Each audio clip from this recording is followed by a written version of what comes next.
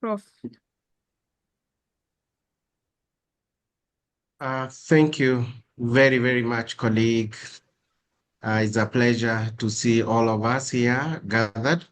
Now we are about 22. It's an honor to IDS and to all of us in research for taking time to be part of this conversation. Let me say that on behalf of the Institute for Development Studies, University of Nairobi, we are greatly honored by your presence this afternoon, morning, evening, depending on where you are joining us from. Let me say from the onset that IDS normally hold a bi-weekly seminar series on variety of themes and topic, and therefore it's an open forum where we can engage any of the scholars from any part of the globe to make a presentation, share findings, experiences, and related matters on any issue that is related to development. And when I say this, it cuts across many areas. So I want to appreciate Professor Winnie Mitula and ULI team who have been journeying with us now for the last almost 2 months in a discussion on matters relating to African Union. And just to highlight that we have had a series of discussion 3, where we looked at the financing of African Union and Commission and what that infers for decision-making and integration of Africa. The second series, we were able to look at matters of Africa and credit rating, which is affecting a lot the way African countries can engage with development financing. And today, our that series, we are talking about the African peer review mechanism. And we are very greatly honored that we have distinguished speakers and discussants in the house. I do not want to preempt what my colleague and my mentor, Professor Winnie Mitula, will be speaking to, but it's a great honor to have Professor Migai Akech, to have Dr. Dalma Jama, and also many thanks to Dr. Lennon Monyai, who connected us to Dalma Jama. And my colleague, Professor Winnie Mitula, will be moderating this session. So mine is just to say that we are greatly honored and we are happy to host you this afternoon, this morning, this evening, and we look forward to listening and hearing more. So Professor Winnie Mitula, thank you very, very much for this, and we look forward to learning more, not only from ULI, but from other circles that you engage with.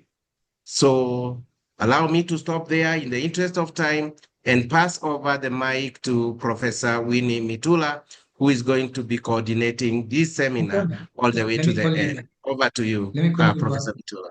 Okay. Thank you. Thank you very much, Professor Paul Kamau. And I think Paul Kamau has given the background to what we are doing, which is our normal engagement as an Institute for Development Studies, a series of seminars, and we interpass them sometimes with networks and collaborations like this particular one. Some of you may be asking, what's ULI?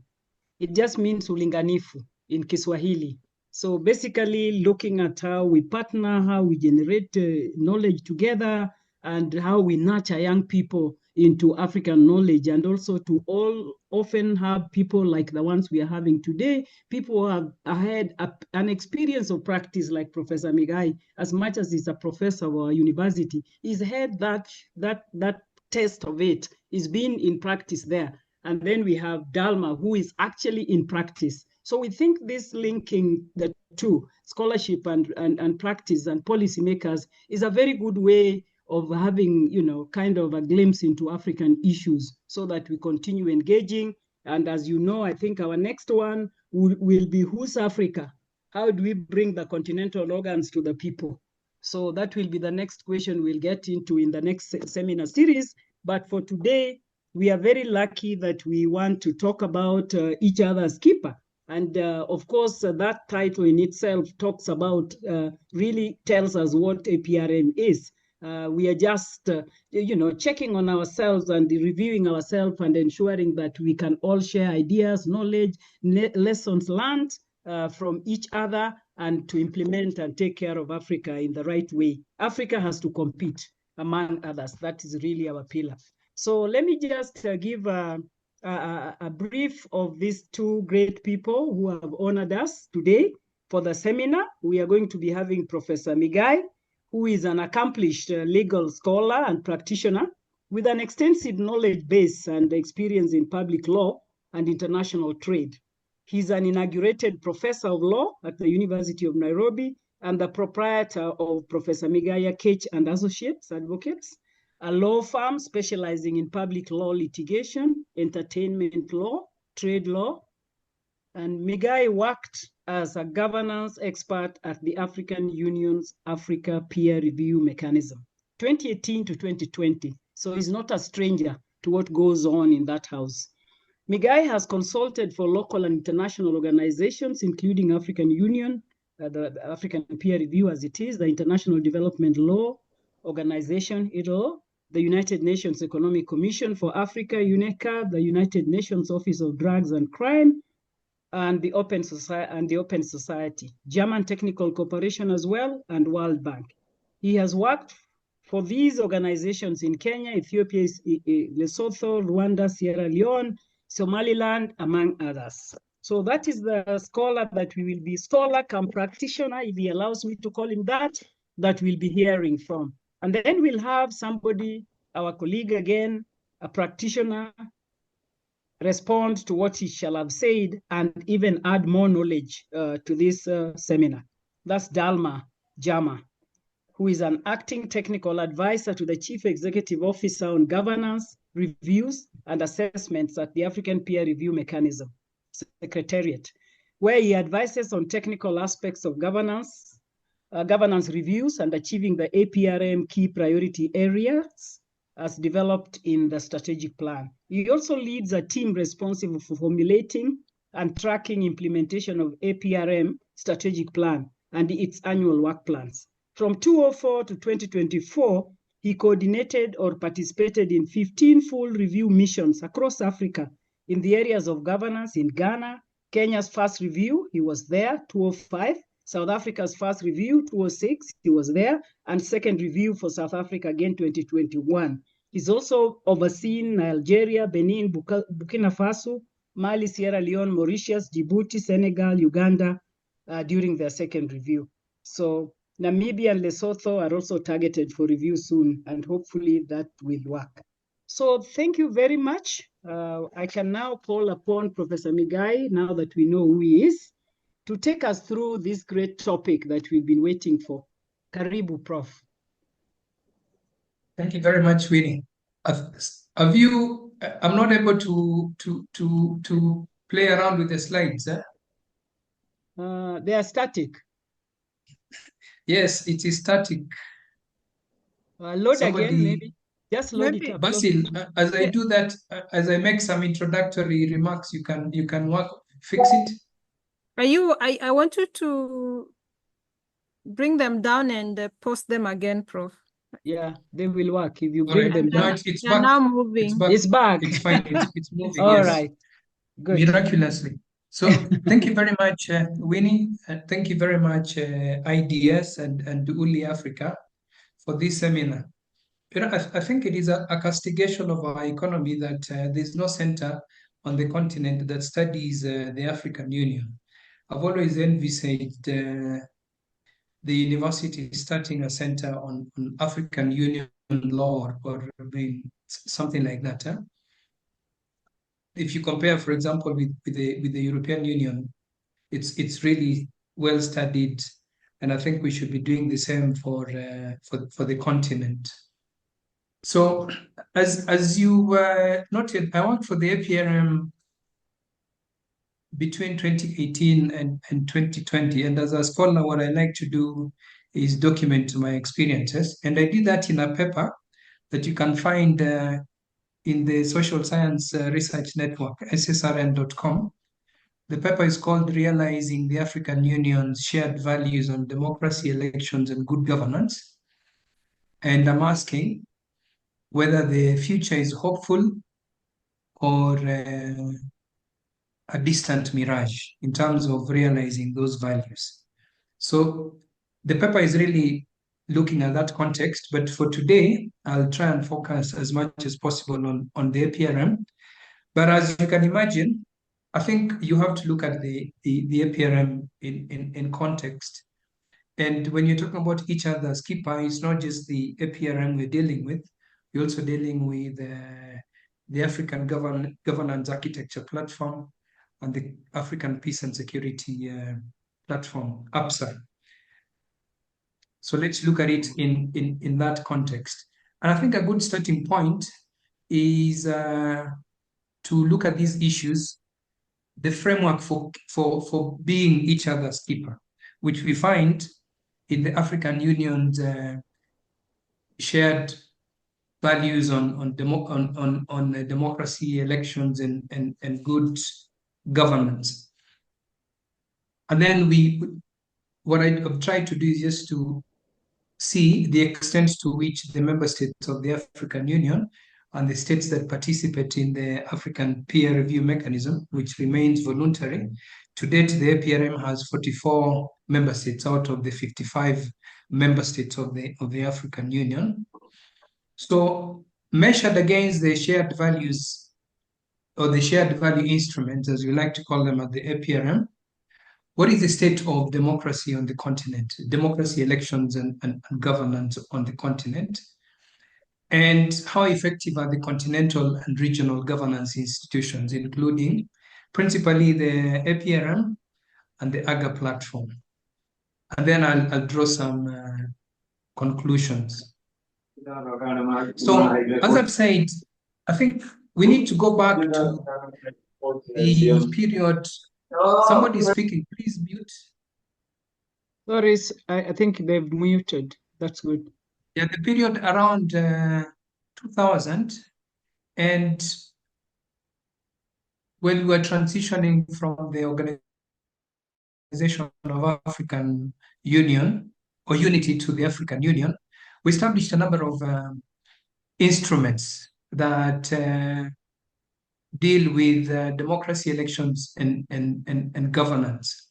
And so the question has been, to what extent do members uphold and implement these shared value instruments? And you'll find these instruments in various treaties and protocols to treaties and guidelines. The key ones would be, of course, the Constitutive Act of the African Union.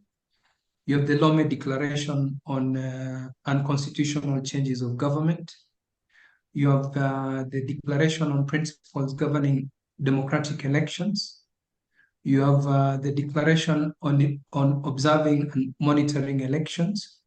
You have the New Partnership for Africa Development's Declaration on Democracy, Political, Economic, and Corporate Governance, which is the instrument that establishes the APRM. And then you have the African Charter on Democracy, Elections, and Governance, which in short is known as ACDEG. But the most critical of these two are the NEPAD Declaration and the ACDEG. So if you're looking at the NEPAD Declaration, it is the NEPAD Declaration that establishes the voluntary peer review of commitments to these shared value instruments on democracy and good governance, good political, good economic, and good corporate governance, and socioeconomic development. The idea is that if you're committed to democracy and you have good political governance, good economic governance, and good corporate governance, then you should see positive results in terms of socioeconomic development indicators. So that's on the one hand. On the other hand, you have the African Charter on Democracy, Elections, and Governance, ACDEG, and ACDEG focuses on elections. To what extent do the member states hold regular, free, fair, and transparent elections. So this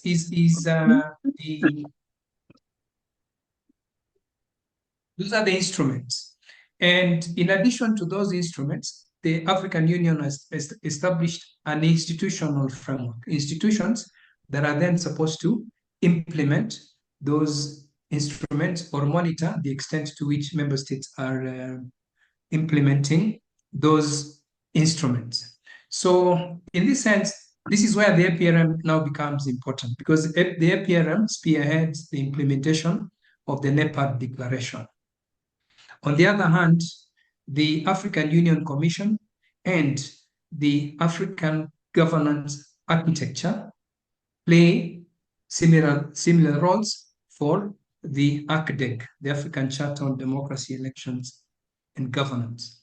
And the two institutional mechanisms are meant to be complementary. And that explains why the APRM is one of the members of the AGA platform. I'll say more about that. At the same time, we have a long history of regional integration. So we have 5 or so regional economic communities or regional mechanisms.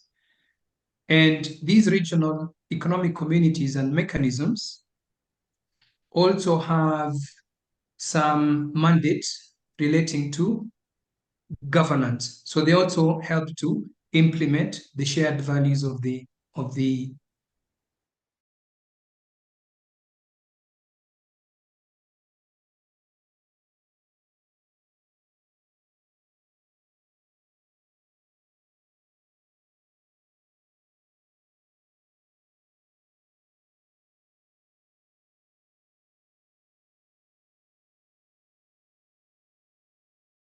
In fact, the African Union appreciates this role, and in 2008,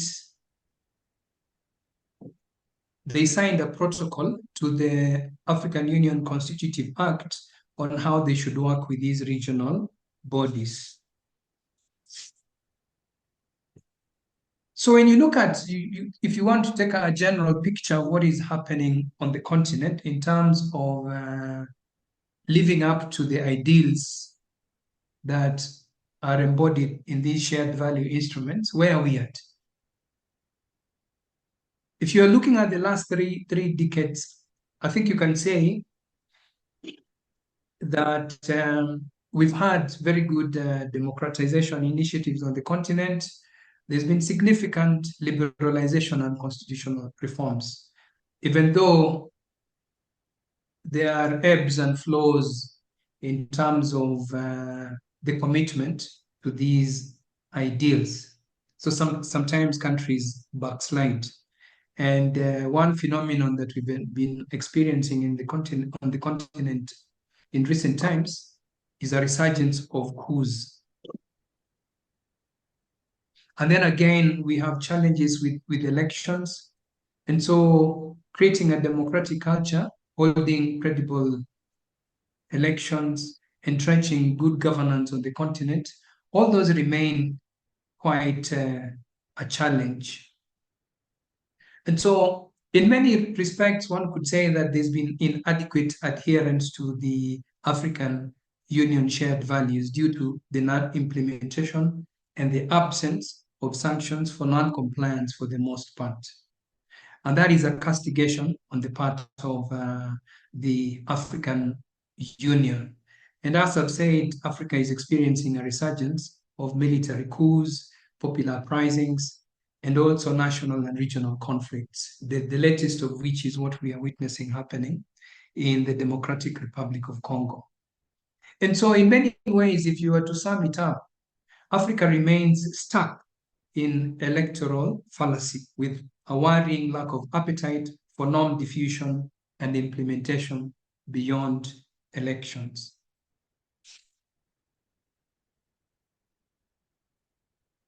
So what is the problem? Why is this happening?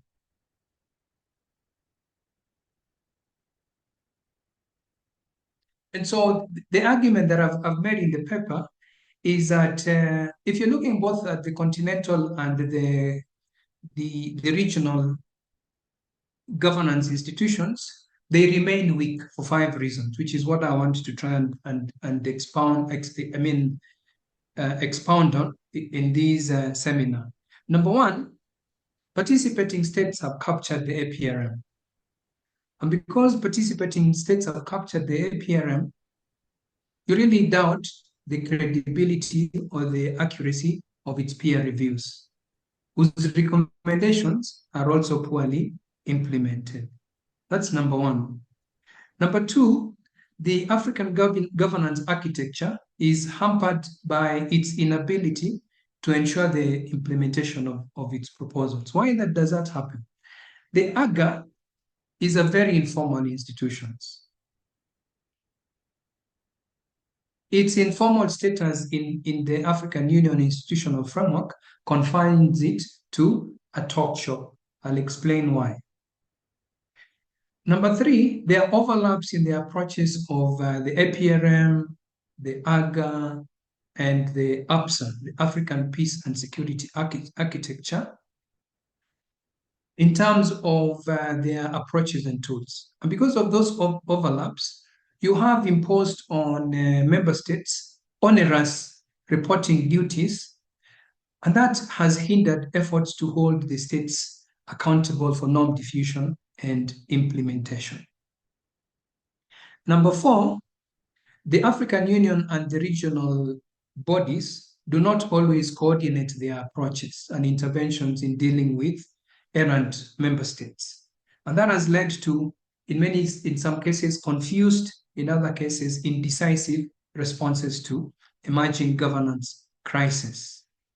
Something else that I hope you discussed last week, in the last seminar, is that the AU governance agenda is poorly funded. It depends mostly on external assistance, which is unsustainable, and I think quite unhelpful. Africa has to fund the African Union. So let's talk about the APRM. What does the APRM do? I think it's to be able to critique the work of the APRM. First of all, it's important to appreciate what it does. Its core mandate is to assess governance in terms of the policies and the practices of member states. And that assessment is done using an agreed questionnaire. That questionnaire is based on what are called the political, economic, and cooperative governance values, codes, and standards. They're based on the shared values of the African Union, drawn from those various treaties and other instruments. The APRM, just to note, also has an expanded mandate, including now producing a biennial Africa governance report, which is what I was in charge of when I worked at the APRM. So, but in terms of the country assessments, what are they? These are periodic reviews of the governance of a country in terms of the political governance, economic governance, corporate governance, and social and economic development. And these periodic reviews, to quote Thabo Mbeki, who's one of the architects of the APRM, the reviews should be real, they should be critical, they should be truthful. The question we should be asking ourselves when you read those reports, when you see them these days, are they real? Are they critical? Are they truthful? But what is the nature of the process? And I think, please just allow me to tell you exactly the process, because the devil always is in the details, as they say. So how does it work? First of all, the Secretariat prepares for the review process. And that includes preparing a background paper on the country that is to be reviewed. The country is then given the APRM questionnaire, and the country conducts a self-assessment, producing a report.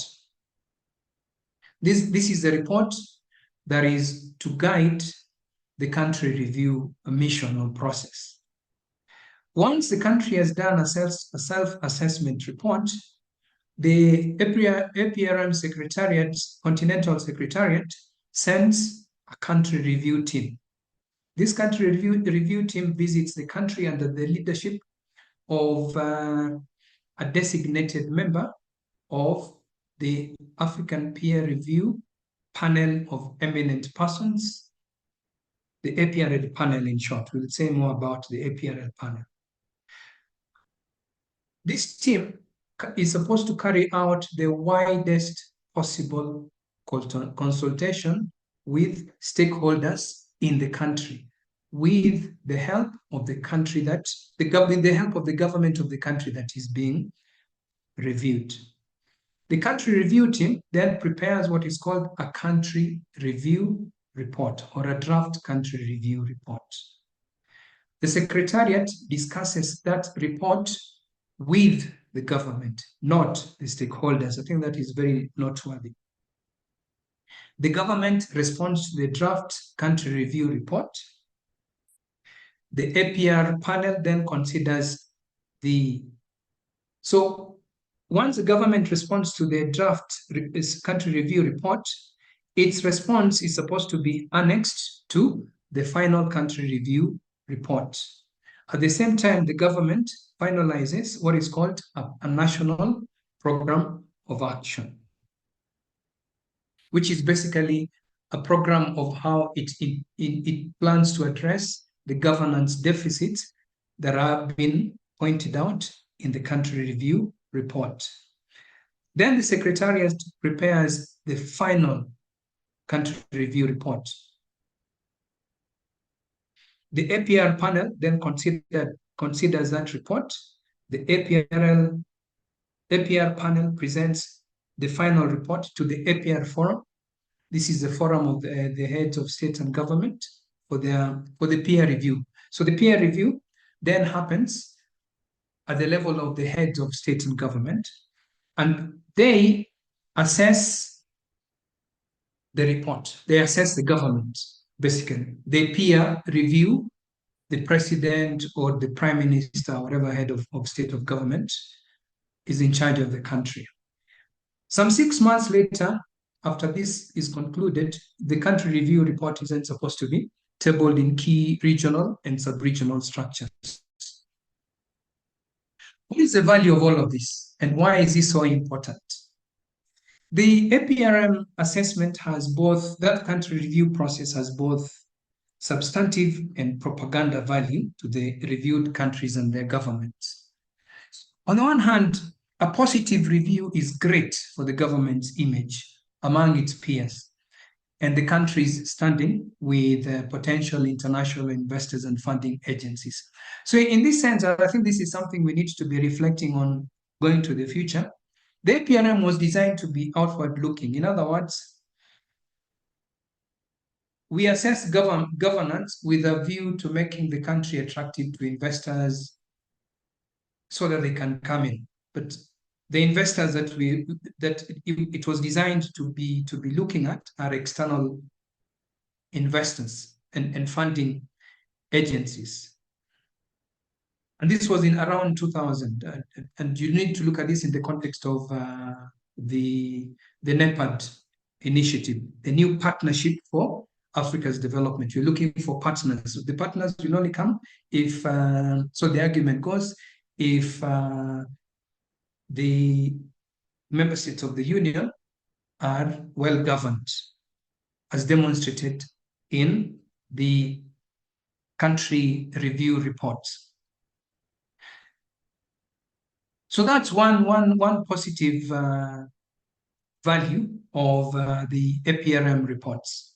And look at it at the national level as well, because a positive review often brings support to a government's governance reform program beyond party loyalties. So that's on the one hand. On the other hand, if you get a negative review, it can be devastating, whether you're looking at it nationally or internationally. And if you're looking at it nationally, it is often very beneficial to opposition parties that are looking discredit government. And so you can imagine that governments have an incentive to manage the peer review process, manage, control, name it, the peer review process, to ensure that the outcomes are not embarrassing. And this is the problem. Because as I've seen, I mean, in my experience, I think that there are levels to which governments have captured the APRM. And that capture or attempts to capture happens at various levels. I can mention 5 very quickly. The first, as I told you, the APR panel is critical to this process. So what have member states done? Member states have ensured or tried to ensure that the member of the APR panel that is leading the country review mission is agreeable, or at least is not hostile. And in what I experienced, I think I would mention two incidents, but I will not say exactly which countries were involved. So, but why is the APR panel critical here? The function of the APR panel basically is to guarantee the credibility, independence, professionalism of the process, of the review process. And panel members are then supposed to be appointed based on merit, and they're expected to act independently. But given the high stakes, what I saw in my experience is that governments have tried to control who becomes a member of the panel.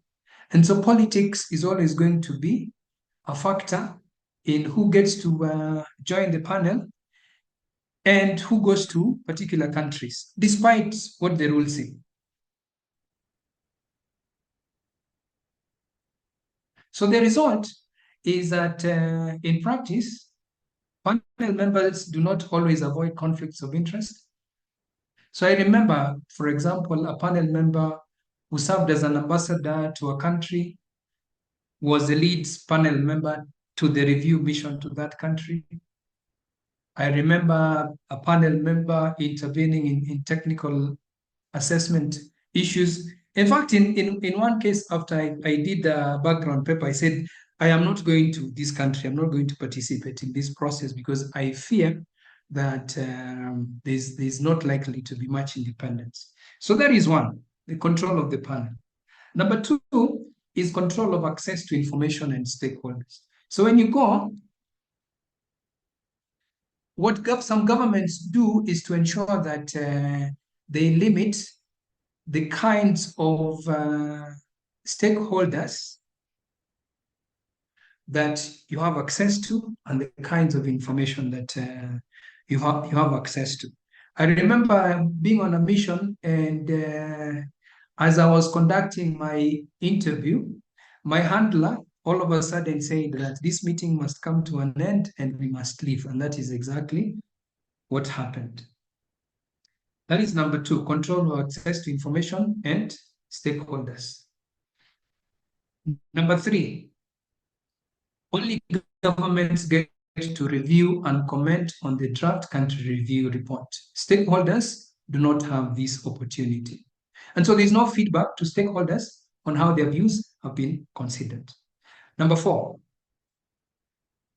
some governments or presidents or heads of state, to be precise, have tried to influence or determine the contents of the country review report by prevailing upon the Secretariat to reconsider the contents of the the country review report. So how this happens is after the report is done, a president, I know one, a president will then call and say that he wants to discuss the report with the Secretariat. So the Secretariat will travel to that country and they will then discuss the contents of the report. Remember, they are not supposed to look at the contents of the report to influence the contents of the report, because they can always attach an appendix to the report containing the disagreement or whatever you want to call it.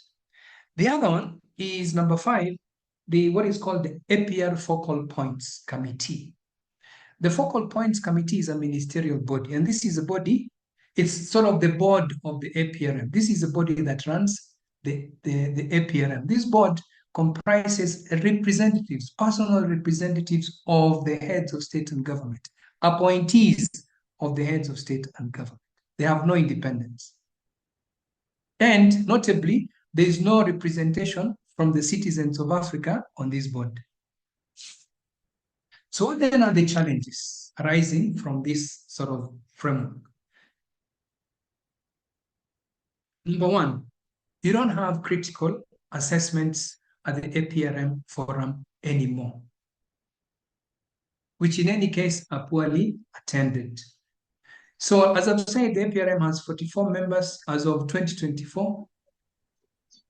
Typically, at least from what I saw, only about 10 members or less attend the meetings of the forum, and that deprives the forum of its vitality.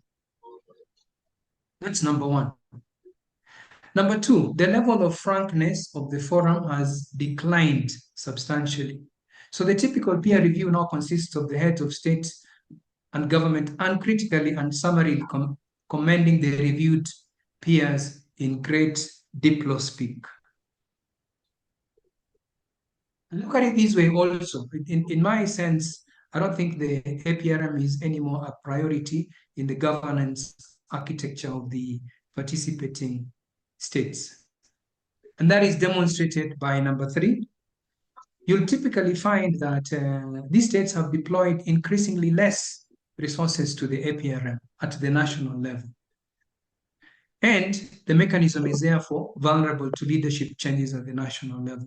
To give you one reason why this is happening is that you don't have institutionalized or sustainable structures of the APRM at the national level in the majority of cases. I remember when I was at the APRM, we tried to make this happen. But again, there's quite a bit of resistance to, for example, just getting the member states to adopt a model law on the institutionalization of the structures at the national level, insisting that we should just have them as guidelines. And then, of course, the national programs of action are poorly implemented. They are poorly integrated in national budgets or medium-term expenditure frameworks. There's poor monitoring and evaluation of the implementation of these programs of action. And countries rarely send progress reports on these programs of action to the Secretariat. What about the AGA? The diagram on my left is legible, but it's just giving you a sense of the institutions that make up the Africa governance architecture. And so, like I said, this is a talk shop. It's an institutional mechanism for dialogue to enhance the ratification, domestication, and implementation of the Africa Charter on Democracy, Elections, and Governance, and similar instruments. It has many members, all the members that have something to do with governance, whether it is the Commission, the AU Peace and Security Council, the Regional Economic Communities, the Parliament, the Human Rights Body, the APRM, the Economic and Social Council, the Anti-Corruption Bureau, the Commission on the Rights of the Welfare of the Child, the International Law Commission, and NEPAD. So quite a number of institutions. The AGA also supports the African Peace and Security Architecture to address structural root causes and drivers of conflict. What is wrong with the AGA? The AGA is informal, as I've said. It does not have a formal or legal institutional status in the African Union's legal framework, compared to the African Peace and Security Architecture, for example, which is anchored in a protocol in the Act. So it cannot make decisions that bind member states. It cannot channel its outcomes or deliberations into the AU decision-making processes. It lacks independence and operational autonomy. And in fact, the AGA is housed in one of the AU's department. This is the Department of Political Affairs, which has since been merged with the Peace and Security Department.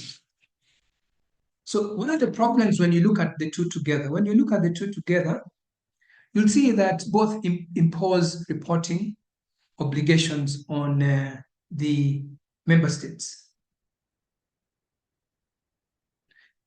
If you add to that, in 2017, the African Union mandated member states to develop national governance reports, something that it additionally tasked the APRM to do. And then in that menu of approaches and tools is also a new one, which is under the framework of the APSA. These are what is called and implemented by the Commission. These tools report on structural vulnerability and resilience. So you have what is called the country structural vulnerability and resilience assessments and the country structural vulnerability mitigation strategies. So the basis is in the African Union's continental structural conflict prevention framework. The idea is to facilitate a coordinated approach to structural conflict prevention. In other words, identify and address structural weaknesses that often evolve over time and conflicts where they are not addressed. But then you'd ask, is this not what the APRM was supposed to do? So it's quite a mouthful, and the reporting on obligation on members are quite taxing. And I'm getting to the end of the presentation. So you will see that there's a division of tasks among the African Union institutions. So you have the APRM and the AGA on one hand, focusing on structural governance issues. And then when you have crises that arise from time to time, the African Union seeks to deal with them, often working or in partnership with the regional economic bodies. And this happens, for example, when there's an electoral crisis, which is what happened, for example, in Kenya in 2007. In Zimbabwe, I believe that was 2016. And then also when you have unconstitutional changes of government, whether they're due to coups or popular uprisings. And so there's a protocol that governs that if you're talking about the work of the African Union Commission and the regional economic communities.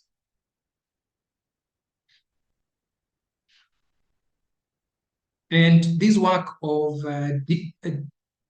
dealing with extant crisis is done under the auspices of the Peace and Security Protocol to the treaty, which is why I was saying that the APSA is anchored in the treaty, the AGA is not. And it is that Peace and Security Protocol that establishes the Peace and Security Council and the other institutions, including the panel of the WISE.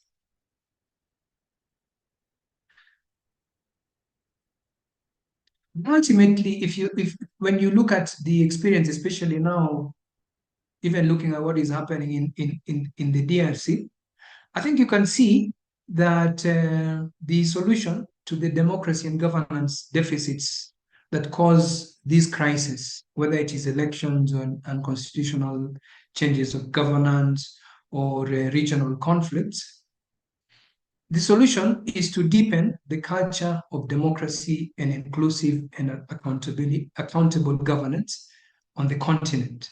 But unfortunately, the problem is that the African Union continues to struggle in its attempts to address structural governance issues due to the challenges that I've alluded to that affects both the APRM and the AGA platform. So the question then is, what should we do? So it seems to me that unless these weaknesses of the framework are addressed, realizing the so-called shared values will remain a distant mirage. What should the African Union do? I think the African Union can do a number of things, 5 things. Number one is to enhance the ownership of the APRM process by the citizenry. How is it going to do that? By establishing a democratic structure, governance structure at the continental level. Number two, sustainable and participatory institutional mechanisms at the national level. Number two, give the Africa governance architecture a clear mandate and formal status in its institutional framework. Number three, rationalize the approaches and tools of the APRM, the African Union Commission, the AGA, and the APSA when it comes to these structural governance issues. Number four, ensure that the approaches of the African Union and the regional economic communities are better aligned and coordinated. We are not seeing that, for example, in the DRC. And number five, which I think you also discussed at your last seminar, the member states must implement the Kigali financing decision. We as the Africans must finance the union in terms of its operations, in terms of its programs, and in terms of its peace support operations. Thank you very much. Let me stop there.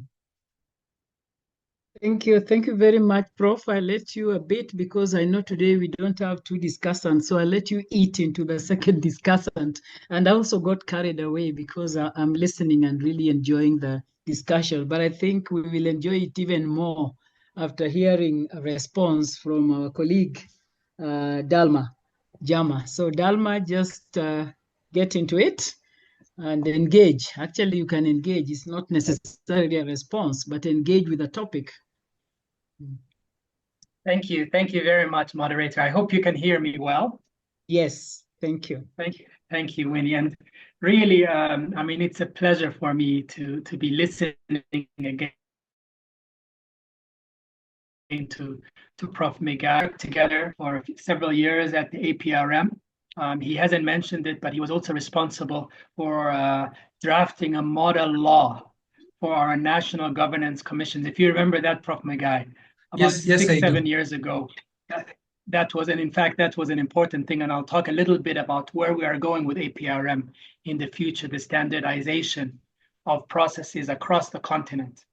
So I'll talk a little bit about that, but really, and then we worked together, Prof. Migai, on the Lesotho targeted review. I think that was the last time we worked together a few years ago, where we were part of a mission where we tried to get some lessons learned from Lesotho's experiences with unconstitutional change of government. So we've had quite a lot of, I would say, interactions, and this is a reminder of the kind of knowledge base we need, critiques, because as the moderator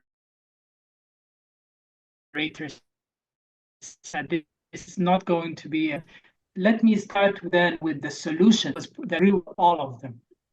Enhance the ownership of APRM by citizenry, clarify AGA's mandate and its formality, rationalize approaches and the tracks, the APRM at the AU level in ADIS, our work with the African Peace and Security Architecture, ensure that APRM and REX work closer together, but also I would even extend that to Africa Governance Architecture works to work closer with REX. I'm going to talk a little bit about that as well. And of course, that member states must implement the financing decision to make sure that our instruments, our working instruments, including the AGA institutions, are well funded so that we can really make a difference on the ground. I agree with all 5 of those. I'll start with that. But I think maybe where my, I would say, philosophical point of departure with my dear Prof is, I guess I would say that I'm less perfectionistic.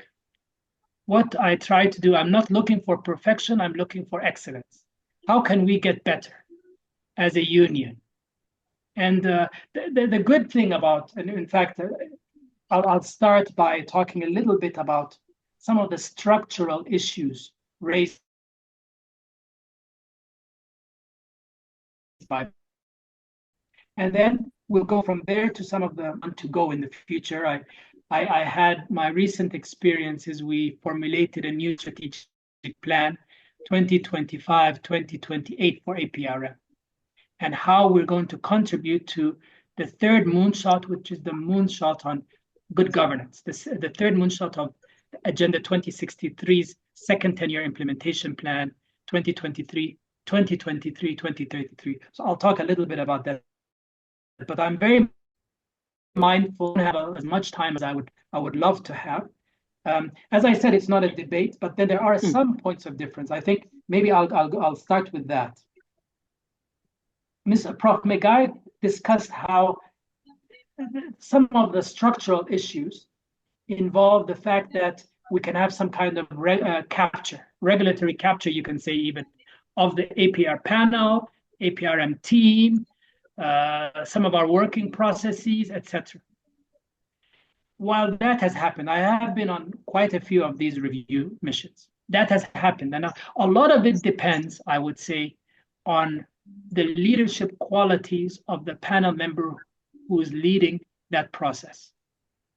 But I can assure the colleagues who are listening in on this conversation, and I hope Chatham rules apply, Chatham House rules, what I can assure them is that over the years, there has not been there has not been a deterioration in our working processes. What it has been, it's almost sinusoidal. It depends very much on the character of the panel member who's leading. So I have been on teams where there has been a very professorial, professional outlook, where we meet with institutions of governance, we meet with the central government, we meet with decentralized bodies, we meet with the private sector, we meet with regulators, central bank officials, etc. And at the end of the day, we come up with a set of recommendations that I would say are very credible. And then there have been a few reviews, and as alluded to by Prof. Migai, where I would say there has been this thing of maybe wanting to get along, where some of the wording, and he mentioned the background paper that he worked on, where he was almost certain that there would be some kind of a modulation of some of the governance recommendations that emanated from it. And that has happened in the past. My own argument is that for the most part, if you look at the APRM website and you download the country review reports, the thorough reports, whether the full country review reports, whether it's targeted, my own viewpoint is that they are by and large very professional and very credible. So there hasn't been a deterioration, but there has been a need for improvement. And that's what the next strategic plan is looking at. We are trying to move beyond an academic mindset to an actual impact mindset on the ground. We are working with some of the vanguard of the movement in trying to make sure that these recommendations are harmonized with national development plans, that they are monitored, that they are reported on. And as mentioned by Migai, one area where we have been poorly achieving and where we are improving is progress reporting on governance improvements. But it has been happening. There are a few that have been leading the way. I can mention Ghana had 7 progress reports in its first review. And I know probably Migai is saying, why is Dalmar talking about the past? Where is Ghana now? There have been a lot of member states that are moving fast now, Migai, now that you have been away from us for a few years. Namibia has been moving on youth unemployment and recommendations from that. They did a full review. It's looking at mineral resources governance in Zambia. A lot of our member states are actually making critical improvements that improve governance. Of course, it's not very flashy. You won't be able to point and say, this is the big differences that have been made. I have a whole, if we had a bit more time, I could go over our impact assessment that was completed last year and some of, I would say, the slow reform movements that we have achieved. So there is a movement, I would say, and there hasn't been a decline. There has been an improvement, but there can be much more done. And now I want to talk a little bit more about some of the issues, what we are trying to do as part of AGA. I know Prof. Migai has sort of separated. He's talked about AGA, the need to formalize AGA, and APRM. But now I would say that APRM, and especially because of some of the work that you did with the Africa Governance Report, Prof, we are leading AGA. And what we are doing now is we are integrating the African peace and security architecture right into the heart of AGA, so that there is little daylight between governance improvements and preventing early warning crises, listening to some of the indicators that we get from our reviews and using them to make improvements before we get the Sudans of the world, before we get the Central African Republics, before we get the Mozambique challenges. So that is where we are headed as a union, because what we have found, and part of the solution to some of the financing and budgetary issues that you've talked about for AGA and APRM, is we are making the member states realize that it's pennies on the dollar. If you invest on critical governance interventions, you can have a stitch in time, save far, far, far, far more of our dollars, and more importantly, save some entire regions, whether it's the Delgado Peninsula, whether it's Southern Sudan, whether it's South Sudan, whether it's in Somalia. What we are trying to, and we've argued and we've been able to make the member states realize in our, as part of implementation of the latest strategic plan, is invest in governance and you will find the result. And we have managed to have a conversation that has worked over the last year since we implemented this new strategic plan.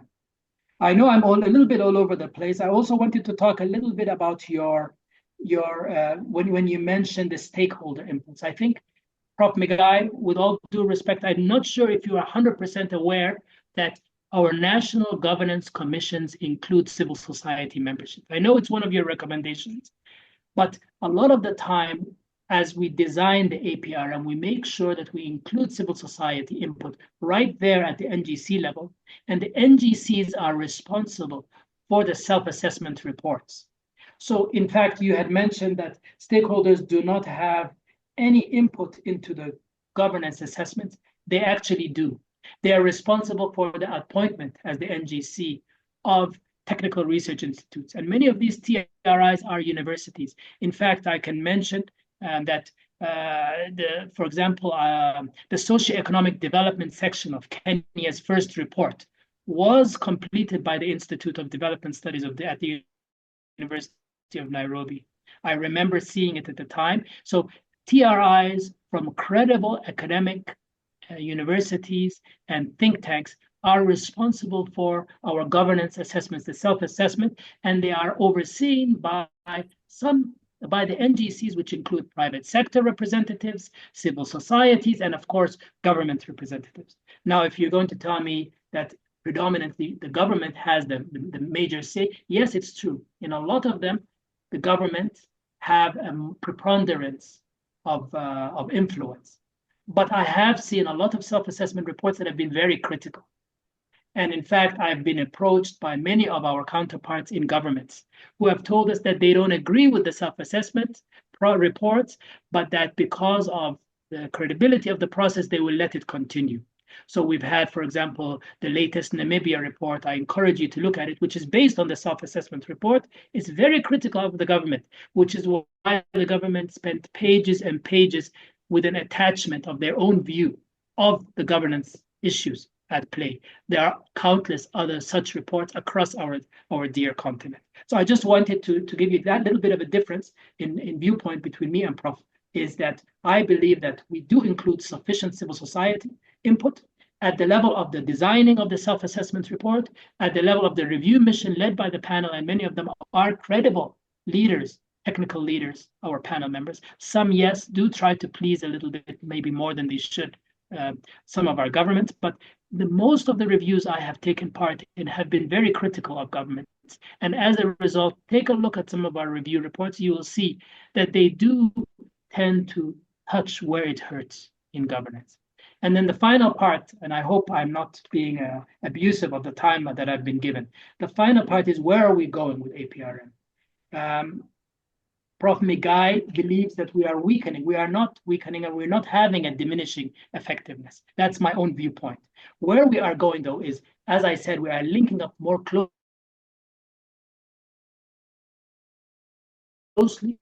with security establishment, but also within the APRM, we are working more closely, as mentioned and as advocated by Prof, with the regional economic communities. We are now, one of our reviews types will be early warning reviews. We're having a retreat with the Peace and Security Commission of the AU on Monday and Tuesday next week, where we are talking about how to implement this new agreement we have with the AU, PAPS, the Political Affairs and Peace and Security, and with REX. And we've already started that kind of early warning reviews. We have done it in Malawi. We are starting to work with Kenya as well on early warning reviews. And this is part of the future of APRM, where we work on the gamut of governance reviews. We do our comprehensive reviews, and Prof mentioned the 5 areas. It's now been 2 more areas have been added: state resilience as well as e-governance. So we have the original traditional APRM, democracy and political governance, 1, economic governance,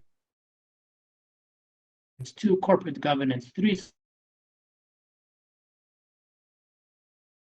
socioeconomic development,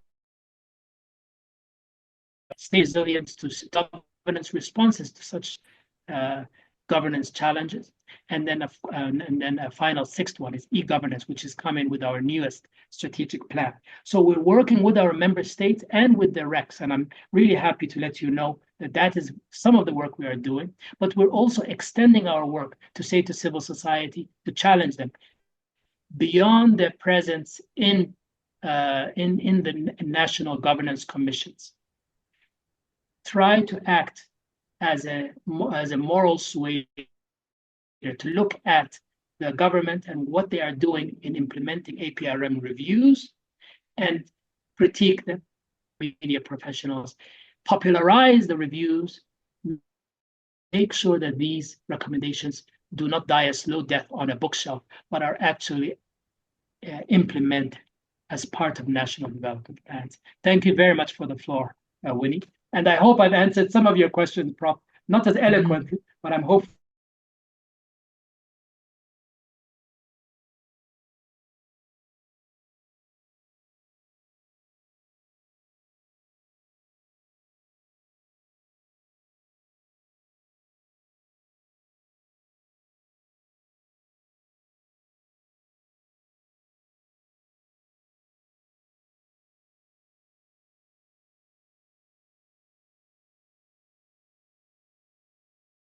We hear about leadership like you did.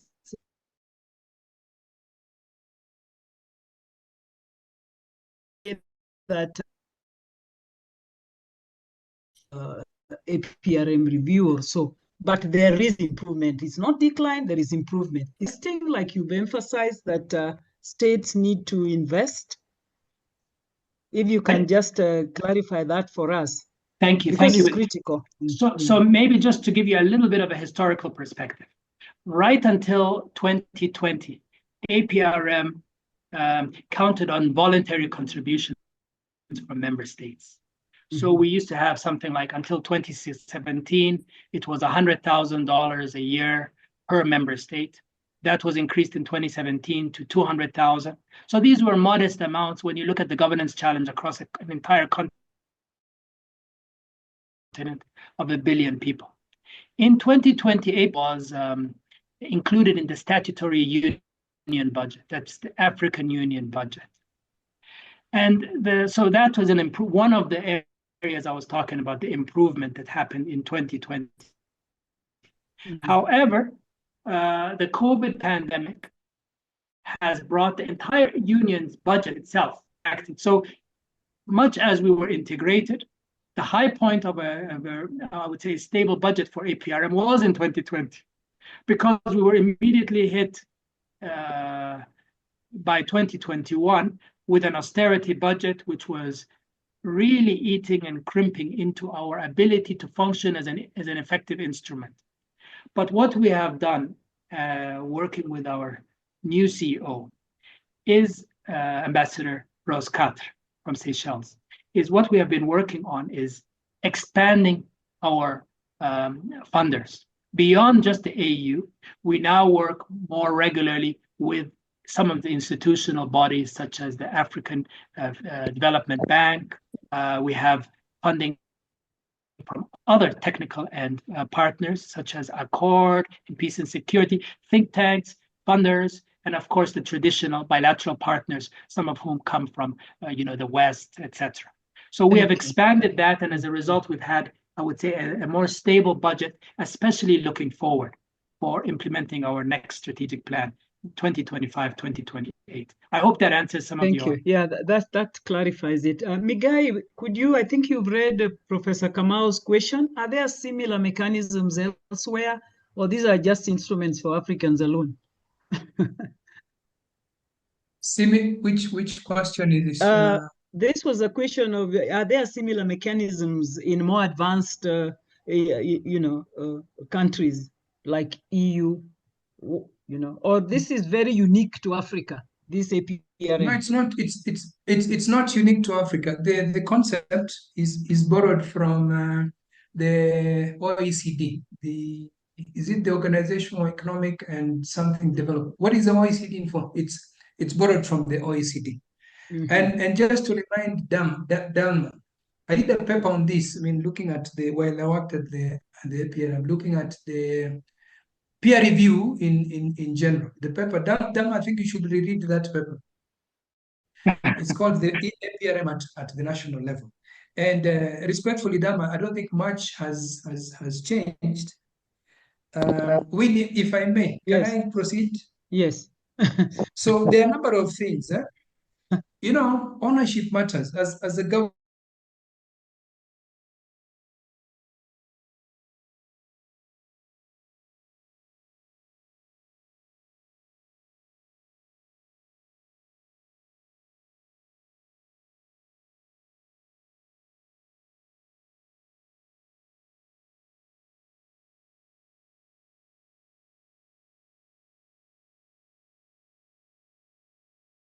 the decisions on public participation,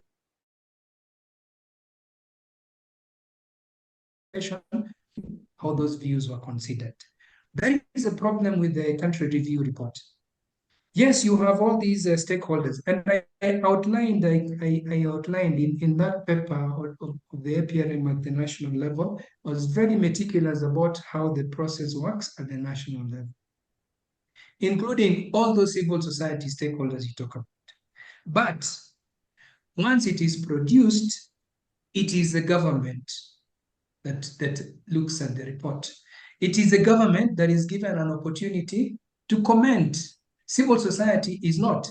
And look at the practice of the United Nations, something that I also recommended in that paper, which is shadow reporting. That the same way that you give government an opportunity to annex their views to the report, civil society should also annex a shadow report or produce a shadow report that is considered alongside the country review report. It's standard practice, even in that paper I did, and that was in 2018. I don't think that has happened. And that, I think, is fundamentally the problem, not just with the African Union, not just with the APRM, but the African Union. The people on the ground do not know what these people are doing in IDS or in many of those agencies. There is a public participation, a huge public participation deficit. It can only be addressed by processes that enhance public participation and governance. When you look at the focal points committee, we need to get other comments of government from participants. So if you can summarize that response so that we get others, then you will come. Yes, this one. It's the focal points committee. The APRM's board is a board of representatives of heads of state and government. These people, how are they going to say things that are against the governments that are appointed? And many of these governments are very undemocratic, and they get into power through all these abuses that we're talking about.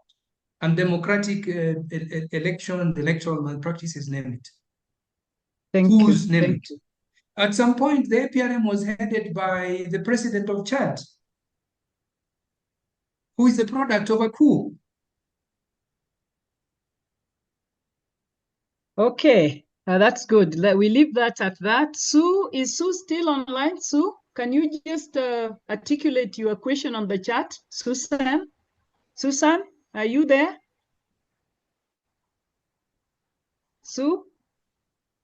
Okay, let's go to the panel. Njoka, can you articulate your question pretty fast? Then we go to Swikani Nkuba, who is raising the hand. Njoka is asking, but I want you to just ask. Njoka, go ahead. Murimi. Hello, Professor Mitura, and hello, panelists. I have typed a question there, and I was trying to ask whether we have any radical measures of resource decolonization, like what we are seeing in Mali, Burkina Faso, and Niger. And I know that those are being called unconstitutional changes of government.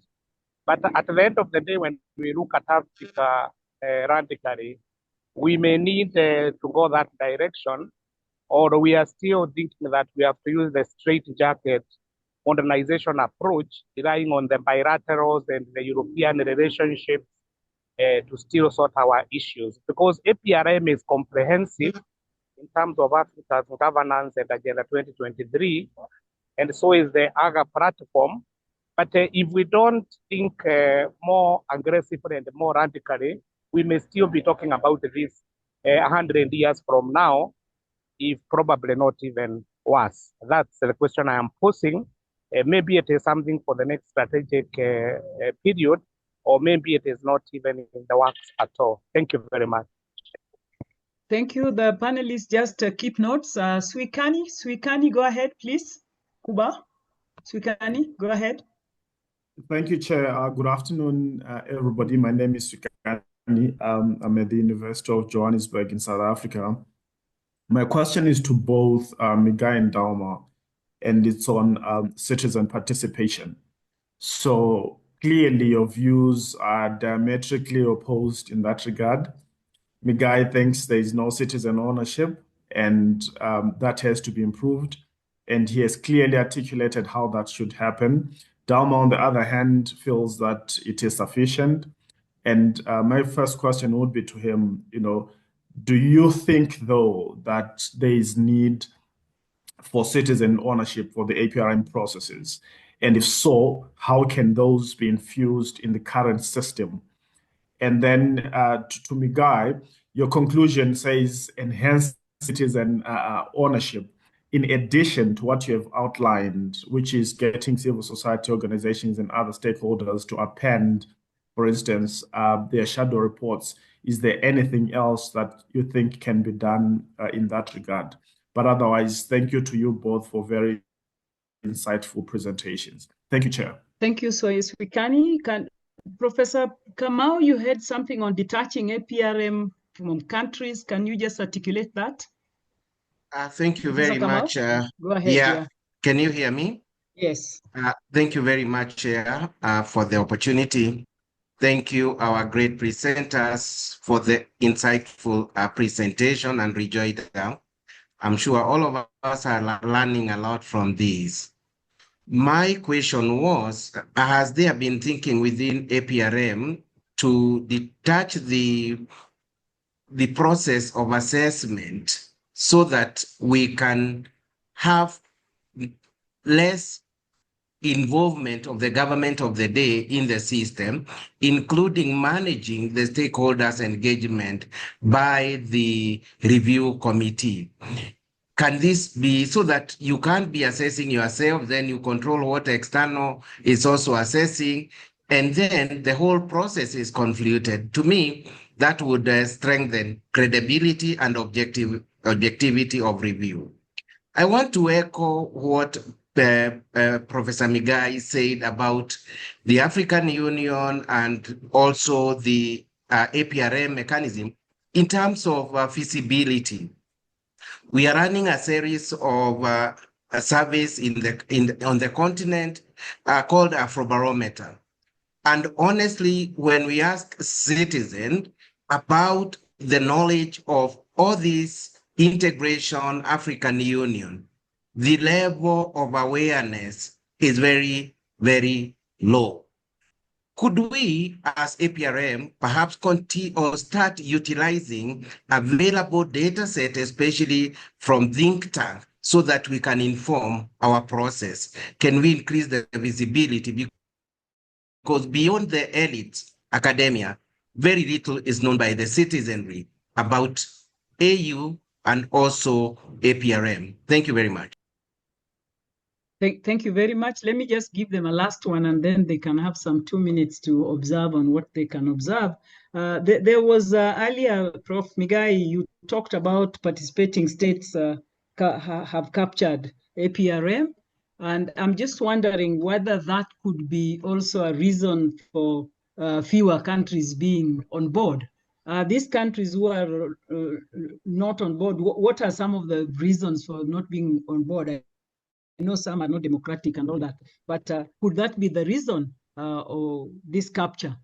And these ones who have captured, what's the nature of the capture? Is it that they have more resources? Are they the ones who are wheeling the wheel as others follow suit, or what? Thank you. So let's start with not Professor Migai. We'll start with our colleague first, then Migai can come later. Dama can come first. Thank you very much, moderator. In fact, I would say these are all very good questions. I'll try to answer them to the best of my ability. And Joka asked, to what extent are the APRM and AGA in his text comments, are we learning from what's happening in the Sahel? And I think that's a very interesting question, because it reminds me of, I was involved in several of the reviews that we did before the unconstitutional change of government in the Sahel. And even at that time, there was an awareness that there was a lot of discontent. There was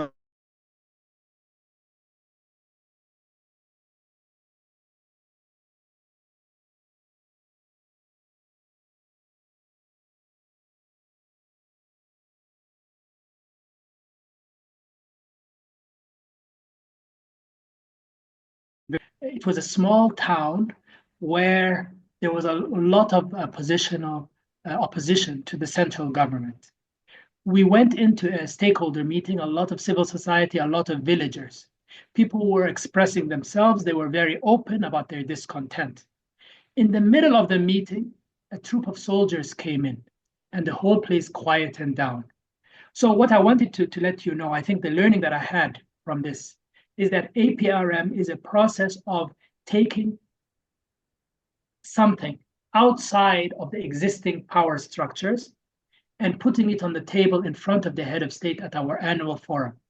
Because we were able to underline some of these critical issues that were relayed to us by the civil society, and we were able to bypass a lot of these blockages, because sometimes the head of state and some of his team or her team might not be aware of some of the critical issues at the governor, at the level of a subnational level.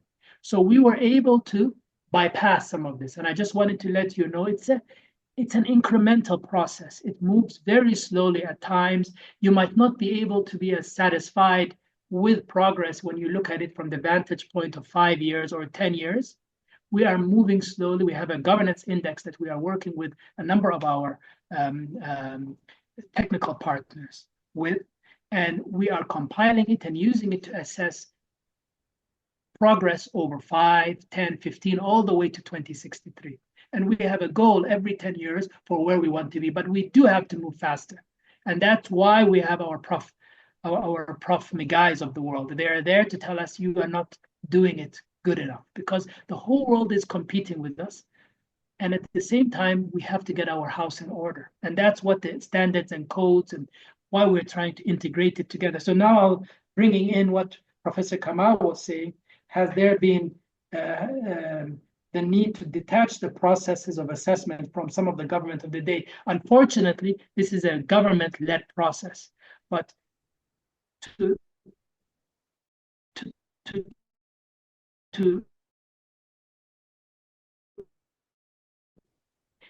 even as it is a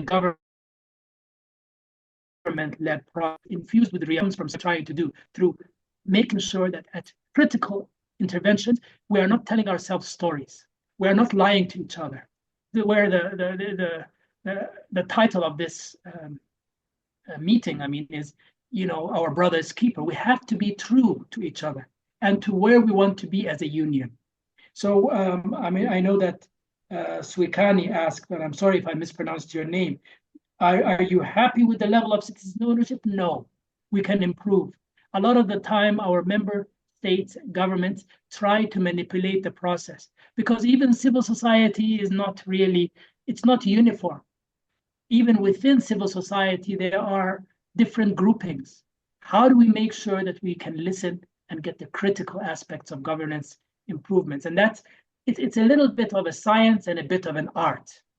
How can you listen across the board to as many different voices and then try to weave it all together into a story of improvement, of recommendations that will really make a difference? And that's what we've been trying to do for 22 years. We haven't succeeded in some of the member states, and that's why we have our Professor Migais to keep us honest. But there have been critical areas of intervention where we have made a difference. I can point to Ghana. I can point to Sierra Leone now. Liberia is coming back on board this year.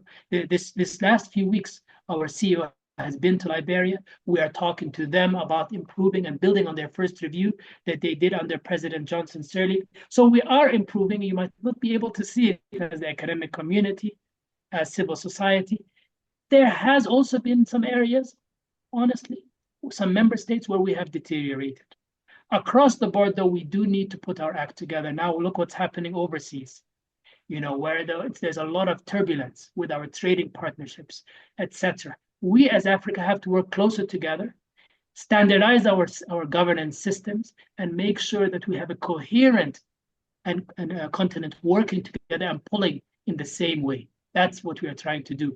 And AGA is being harmonized. We are looking at duplication, repetition, trying to work as one union with AGA structured institutions, but also with the RECs. I'm sorry if I've, moderator, if I've abused the time you gave me. I've tried to answer each of the colleagues' interventions. Thank you very much. Thank you. Let's have Migai again with the few minutes we have. Prof, you can also respond to any or add on or observe any observations you'd like to make.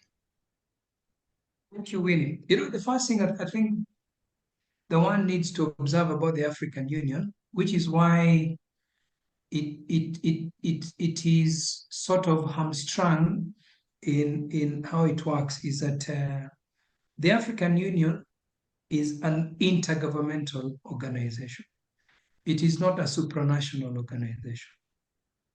Supranational would mean that the member states cede some sovereignty or authority so that the organization can act independently of the member states. That does not happen in the African Union. And that is the first point of capture, because the member states determine what the organization can do. And that is the same thing that is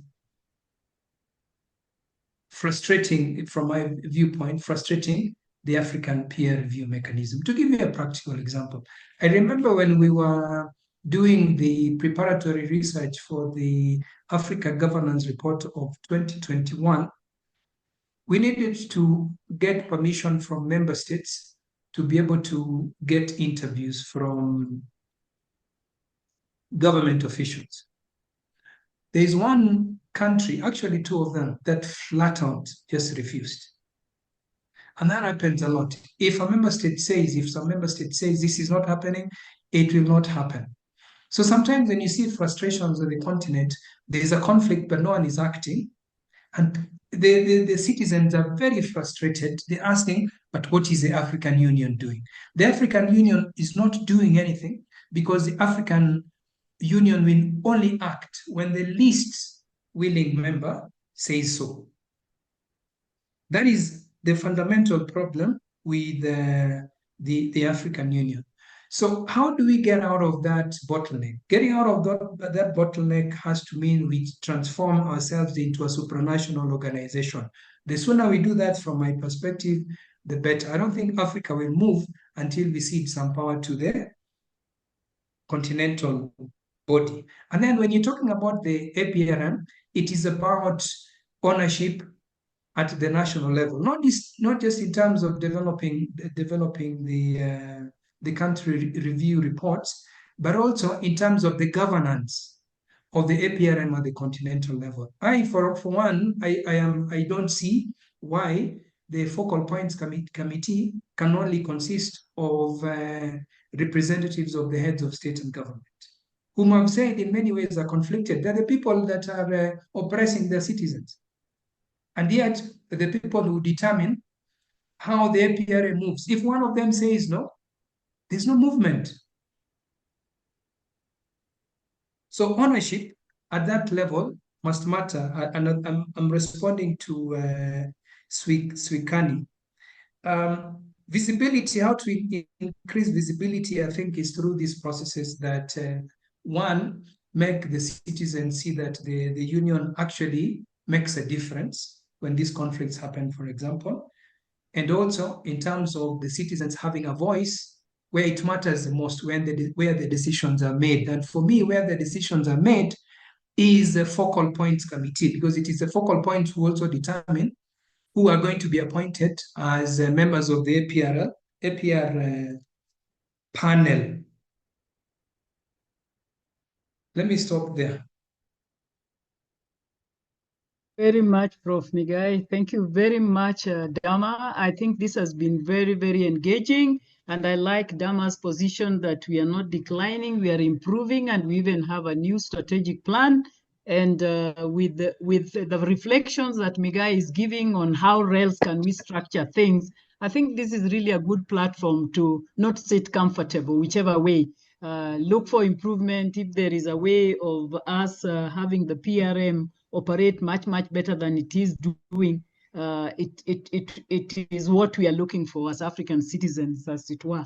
As much as the engagement might be very challenging to some of us, we do know, I was once a vice chair for the APRM Kenya, so I quite agree with Dharma. Even when IDS did undertake that engagement, I was part of the process. So we see it growing. Sometimes we lose out, we don't know where it is, but today we had a chance to really know where APRM is with Migai's presentation and with the response from the horse's mouth, coming from APRM itself.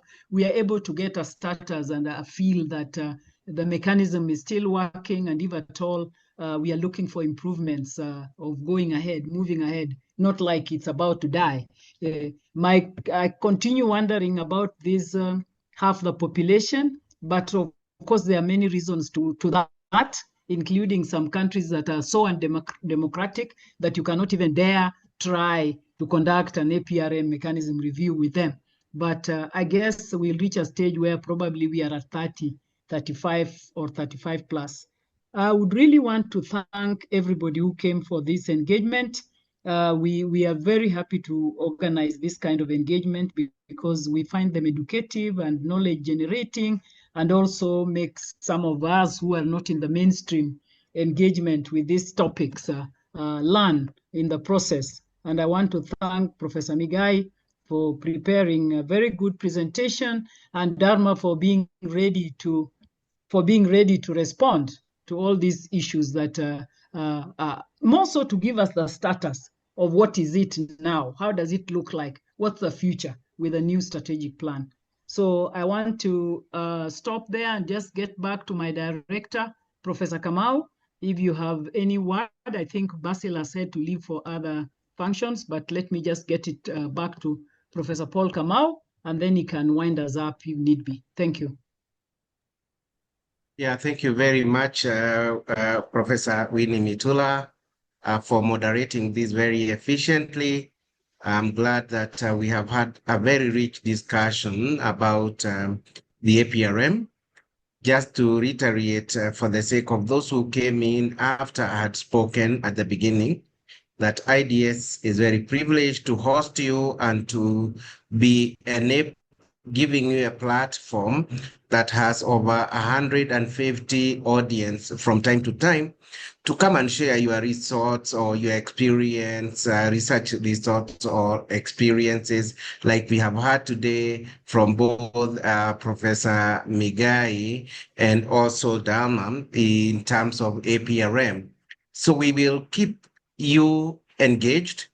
I would like to request that those of us who have not registered to do so, so that my team here in the office can get your contact and we can put you in our mailing list for purposes of keeping you informed of our next discussion. For this month, we continue with engagement on ULI, Ulinganizi, as Winnie said at the beginning, and therefore we will inform you of our next seminar series, and we hope that you will find time to attend. Thank you so much, Professor Migai, for creating time. Thank you very much, Dalma, for your great insight. It's really, it's been very enriching to all of us. So to all who participated, those who participated quietly, those who spoke, and our moderator, I want to say a big thank you, and we look forward to our next engagement and interaction. Keep this fire burning for engaging and disseminating our research results. For now, be on lookout from our website for the next seminar, and we will have a chance to engage. Our email and Twitter handle, X space handle, as well as YouTube, I'll request the team to put here so that you can also loop us to your discussion. Thank you, Eunice, and thank you, Pascaline in absentia, for all the work, and the entire team, including Penina, for supporting this process. All of you have contributed immensely to the success of this event. Feel appreciated, and we can now adjourn. Thank you very much. We can now leave. Winnie, I see you are on. Thank you very much. I'm fine. I'm just saying bye to my great speakers, Dama and Bye. Yes, we thank are you, Dama. online, but good. Thank you very much. Thank you. Yeah. Thank you. Thank you very much. Bye. Thank you.